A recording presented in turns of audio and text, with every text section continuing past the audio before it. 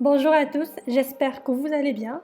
Dans cette vidéo, nous allons poursuivre notre guide en 10 étapes pour réaliser un projet de dimensionnement de réseau d'assainissement d'un lotissement. En détaillant l'étape 4, à savoir la conception du tracé du réseau. La conception du tracé du réseau est une étape cruciale dans la réalisation d'un projet de dimensionnement de réseau d'assainissement.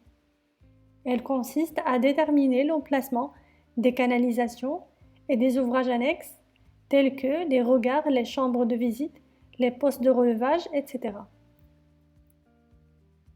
Pour commencer, il est important de connaître les caractéristiques topographiques du terrain. Cette information est essentielle pour déterminer les pentes et les altitudes de différents tronçons du réseau.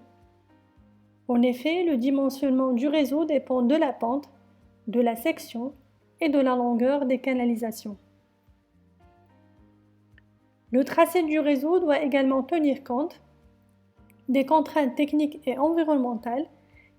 Il est important d'identifier les zones à risque telles que les zones inondables, les zones sensibles sur le plan environnemental, les zones instables, etc. Ces contraintes peuvent influencer la conception du réseau et le choix des matériaux de construction. Le choix du type de réseau d'assainissement est également un élément à prendre en compte dans la conception du tracé du réseau. En effet, selon le type de réseau choisi, soit séparatif ou unitaire, le tracé sera différent. Dans un réseau séparatif, les eaux usées et les eaux pluviales sont traitées séparément, tandis que dans un réseau unitaire, elles sont traitées ensemble. Une fois les données techniques et environnementales recueillies, il est temps de passer à la conception proprement dite, et le tracé doit être réalisé de manière à minimiser les coûts tout en garantissant une bonne efficacité du réseau. Il est aussi important de veiller à la continuité et la cohérence du tracé en évitant les croisements, les coudes trop prononcés ou les pentes trop importantes.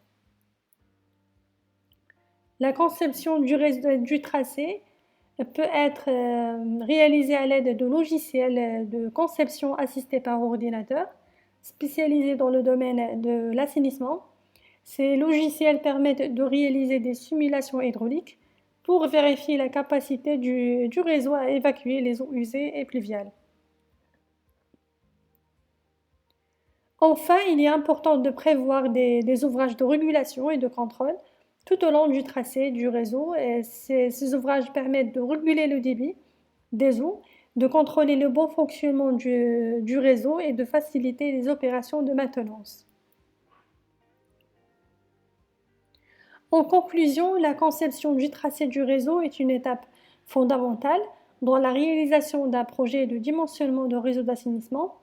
Elle doit être réalisée avec précision en prenant en compte les caractéristiques topographiques, les contraintes techniques et environnementales.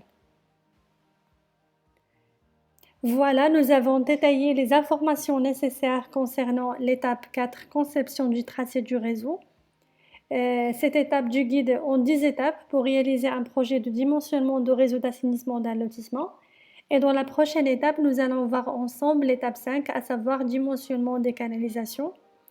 Et si vous avez des questions ou des commentaires, n'hésitez pas à les partager dans la section des commentaires. Et merci de m'avoir suivi et à la prochaine pour la suite de ce guide en 10 étapes pour réaliser un projet de dimensionnement de réseau d'assainissement d'un lotissement.